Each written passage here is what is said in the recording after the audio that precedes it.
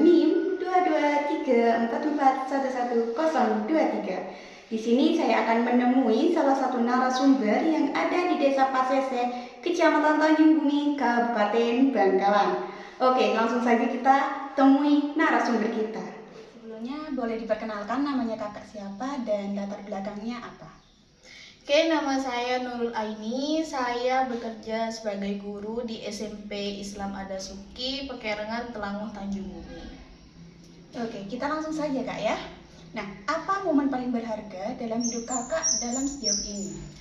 Momen berharga saya itu ketika saya wisuda di perkuliahan saya. Ketika mendapatkan gelar S1, itu adalah momen berharga saya. Walaupun ketika wisuda saya tidak didampingi kedua orang tua secara lengkap, tapi itu adalah salah satu momen yang paling saya anggap sebagai berharga. Oke, terus tantangan apa yang paling sulit kakak hadapi dan bagaimana cara mengatasinya? Tantangan yang sulit dihadapin itu ya tetap di perkuliahan. Karena kan dari SMA mungkin kita belajarnya masih santai, tapi ketika kuliah itu banyak tugas kelompok maupun individu. Apalagi di jurusan saya yaitu pendidikan IPA, itu banyak praktikum yang harus dijalani, dari praktikum fisika, kimia, biologi, itu banyak. Apalagi ketika skripsi itu adalah momen yang paling berat. Tapi kalau misalnya kita menghadapi dengan pantang menyerah, semua tantangan itu tetap bisa kita hadapi. Terus selanjutnya, siapa orang yang paling berpengaruh dalam kehidupannya kakak? Kalau ditanya orang yang paling berpengaruh di dalam kehidupan, tentunya orang tua ya. Karena tanpa semangat yang diberikan orang tua, mungkin saya tidak akan bisa menghadapi perkuliahan.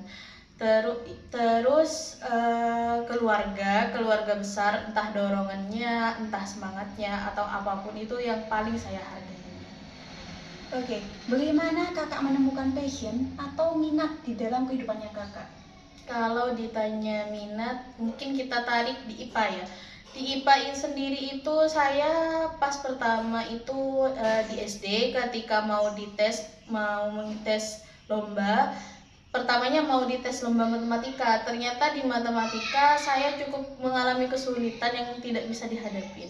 Nah, kemudian diceklah sama guru di SD, dicek untuk IPA, ternyata di IPA saya cukup tertarik. Karena di IPA itu kita belajar tentang tubuh manusia, tentang hewan, tentang tumbuhan, terus tentang alam sekitar, itu sangat menarik. Jadi saya mulai tertarik IPA itu dari SD, kemudian ternyata di SMP tetap tertarik, dan di SMA sendiri saya sudah sangat tertarik.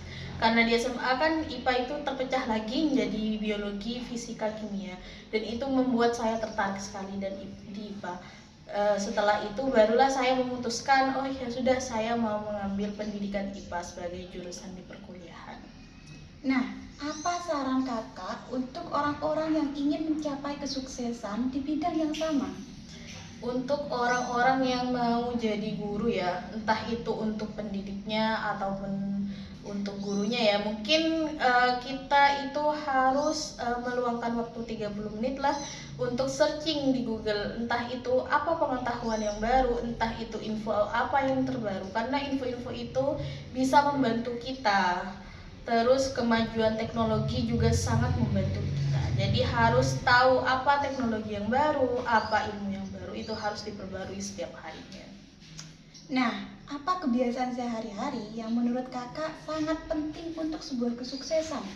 Kebiasaan mungkin ya tetap membaca itu adalah jendela dunia ya. Kalau kita misalnya membaca, kita akan tahu apa itu dunia. Walaupun misalnya kita tidak tahu apa kondisi di negara lain, kalau misalnya kita sudah membaca, itu tetap kita tahu oh kondisi negara itu seperti ini. Jadi kita harus meluangkan waktu untuk membaca setiap harinya. Nah, di sini pertanyaan yang paling menarik. Bagaimana kakak memandang sebuah kegagalan? Kegagalan, semua orang tetap mengalami kegagalan. Orang sukses itu harus jatuh bangun dulu untuk mendapatkan kesuksesannya ya. kegagalan itu bukan hal yang membuat kita ragu untuk meraih meraih keberhasilan lagi.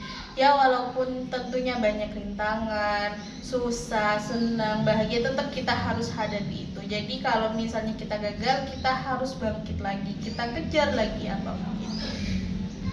Oke, nah terus selanjutnya, apa yang membuat kakak terus bersemangat dan termotivasi untuk melakukan hal-hal yang sangat luar biasa? Yang memberi semangat. Yang memberi semangat tentunya orang tua sekarang.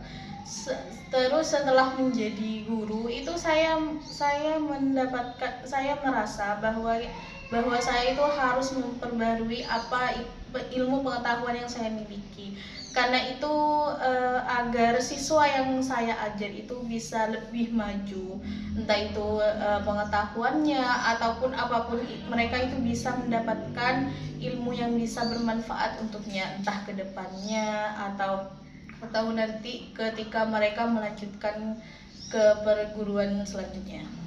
Nah, terus di sini Kak, saya sangat mengagumi sebuah pencapaian yang kakak raih. Nah, bisakah kakak ceritakan sedikit aja tentang pengalaman hidup kakak sampai detik ini? Pengalaman saya itu SD di SDN Pasese 1 6 tahun, kemudian dilanjutkan di SMPN 1 Tanjung Bumi. Masuknya itu melalui jalur undangan dari SD, kemudian dilanjutkan dari SMP lanjut ke SMA 1 Tanjung Bumi, dan alhamdulillahnya masuk SMA juga masuk jalur rapot juga. Kemudian di SMA juga menjalani 3 tahun, pas masuk ke perkuliahan, alhamdulillahnya juga saya masuk jalur rapot juga di Universitas Trunojoyo Madura. Kemudian di Universitas Trunojoyo Madura saya 4 tahun lulus, alhamdulillah sesuai dengan target saya, ingin 4 tahun lulus. Kemudian setelah dari perkuliahan 1 bulan saya masih nganggur karena masih mencari lowongan lah, dan alhamdulillahnya 1 bulan kemudian saya mendapatkan panggilan untuk menjadi guru IPA di SMP Islam Adasuki. Kemudian untuk pekerjaannya sudah berjalan hampir 2 tahun.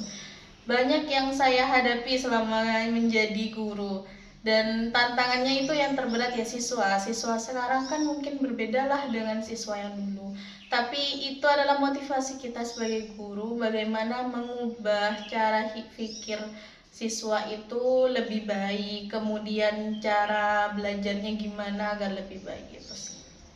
Oke, bisakah kakak berikan sepatah 2 kata untuk para pemirsa kita? Mungkin kita garis bawahi kegagalan ya. Kegagalan itu harus kita hadapi, jangan menyerah, kita harus bangkit lagi. Ya, susah, senang, bahagia, tangis itu kita hadapin. Semua orang mungkin nggak ada yang nangis. Jadi walaupun kita menangis nggak apa-apa, tapi setelahnya kita harus bangkit lagi. Kita kejar impian kita. Karena kalau misalnya bukan kita yang mengejar impian kita, itu siapa lagi? Oke, berarti intinya 1 kali gagal artinya 1000 kali bangkit. Seperti itu kan ya? Oke, terima kasih atas waktunya dan sampai jumpa kembali. Oke pemirsa, dapat kita petik bahwasanya kegagalan itu pasti ada dalam diri kita. Kita hidup pasti ada yang namanya jatah gagal atau kota gagal. Nah, gimana caranya agar kita gak gagal terus? Ya, kita harus habiskan kota gagalnya. Kan kalau kota gagalnya udah habis, otomatis tinggal kota suksesnya. Kan seperti itu ya. Oke, sampai jumpa di video podcast berikutnya. Akhir kata dari saya, wassalamualaikum warahmatullahi wabarakatuh.